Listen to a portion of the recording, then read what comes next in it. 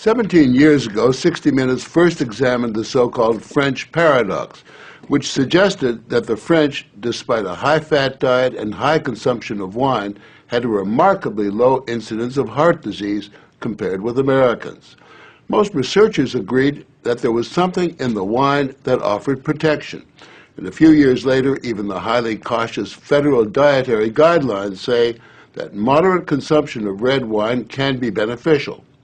Now, scientists across the country have identified a substance in red wine called resveratrol that they believe might do more than just protect the heart, but could, in very high concentrations, significantly extend life by preventing a number of age-related illnesses. If they're right, we all may soon be taking a pill that could give us an extra decade or two of healthy old age. If the promise holds true, I think this has the chance to change healthcare. Dr. Christoph Westphal says we all may soon be taking a drug that just might beat the clock, a simple pill that could delay the inevitable. Our goal is to prevent and forestall many of the diseases that strike us as we reach 50, 60, and 70, all with one pill. What you're suggesting is there's some kind of rejuvenation drug that turns a 70-year-old into a 35-year-old. That might be pretty hard to do, but I think if we're on a train heading one direction, we can slow down that train. I think we can slow down these genes that control the aging process. That quest to put death on hold began in 2003 when Westphal met David Sinclair, a biochemist at Harvard, who was studying the genetic components of aging. 5 years ago, I met David, and he had shown that you could extend lifespan in yeast. That's pretty exciting. Now, if you happen to be a yeast, it's very exciting. Yeasts are one thing, human beings are more complicated. So Sinclair focused on a gene present in almost all life forms, the sirtuin gene. It's normally inactive, but when it is active, Sinclair believes it triggers a survival mechanism that extends life. Convinced that something in nature could activate that gene, Sinclair randomly tested thousands of compounds. And bingo, he got a hit, resveratrol. When I Googled this resveratrol, I was shocked to find that red wine was the top hit. Red wine is brimming with resveratrol. It's found in high concentration in the skin of the grape and seems to play a role in protecting it from invading bacteria and fungi.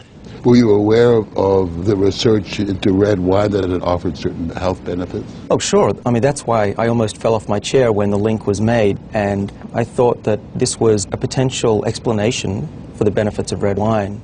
Convinced they were on the verge of a major scientific breakthrough, Sinclair and Westphal launched Certris, a Cambridge, Massachusetts research company. They, along with a handful of other cutting-edge biotech companies, are developing resveratrol-based drugs that they believe zero in on the longevity gene. The important news here is not that we found something in red wine. The important thing is that we passed a milestone where we can now make drugs based on this knowledge and potentially slow down aging itself. Everyone from plastic surgeons to your friendly snake oil salesman have been promising a ticket to eternal youth for some time. So the prospect of a prescription pill based on red wine that could trigger a longevity gene sounds too good to be true. And yet, scientists have actually known for years of one surefire way of doing that. Stay hungry.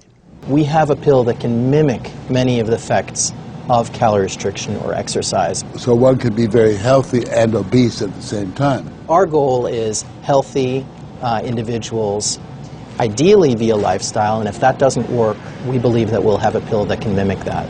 A pill that in effect diets for you. A pill that turns on the survival gene. And what we're trying to do with our drugs here is to put the body in a defensive state, to ring the alarm bells and get the body to defend itself instead of dieting to set the alarm off, pop a pill. The pill is a highly concentrated form of resveratrol, a virtual vineyard of healthy living. How much red wine would you have to drink to get the kind of resveratrol that you're using? The sad news is that you'd need to drink about 1,000 bottles a day of red wine, which I don't recommend. The pill itself may not extend lifespan, but could prevent the diseases of aging. Alzheimer's, diabetes, heart disease, even cancer. What we're talking about is activating the body's natural genetic defenses against diseases, and that's very powerful if we can harness that. Resveratrol has been tested on mice, and the results have been encouraging. In this test video provided by Sertris, both of the mice have been fed a high-fat diet for 12 weeks. But when placed on a treadmill, the mouse on the right ran twice as far. He was taking high concentrations of resveratrol. You have fat mice and you have fat mice with resveratrol, and the ones that are on resveratrol, they can run twice as far and they live longer, about 20% longer. Other studies showed that among mice fed a high-fat diet, those given resveratrol didn't gain as much weight as those not given the drug. Sinclair believes that resveratrol actually changes the physiology of the mice. The proof, he says, is in the post-mortem. Their organs looked pristine, youthful, fat-free, and their physiology was just like they were dieting, but they were fat. Convinced they were on the right path, they fast-tracked the drug into human trials on people with untreated diabetes, and the results were impressive. It significantly lowered glucose and insulin levels without the patients changing their diet or taking any other drugs. Originally, our hope was that you'd be able to prevent diseases of aging. What we ended up seeing is actually you could therapeutically intervene in patients who have diseases of aging, and that was unexpected. Yeah, the diabetic patients have high blood sugar and the molecules bring it down. That's treatment, that's not prevention.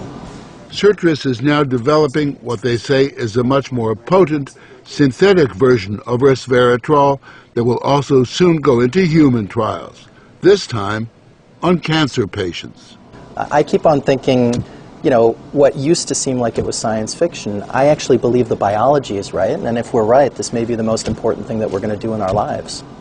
Possibly, but it is important to remember that 9 out of 10 drugs that look good in mice ultimately fail in human trials.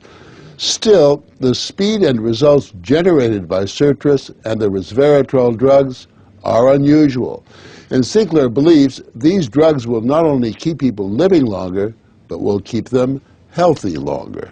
What we're talking about is potentially making a 90-year-old as healthy as a 60-year-old. A 90-year-old can play tennis and see their great-grandkids graduate from college. People will live active, healthy lives and then die quietly in their sleep, and that's really the aim here with these medicines. Are we on the edge of maintaining active lives into our hundreds, for example?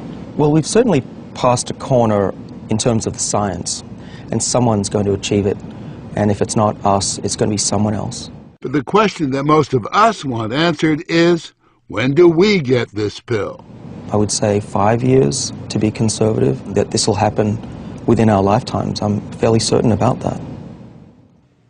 One measure of the potential of this research, Dr. Sinclair and Dr. Westfall's little startup company was recently bought by the pharmaceutical giant GlaxoSmithKline for almost $750 million.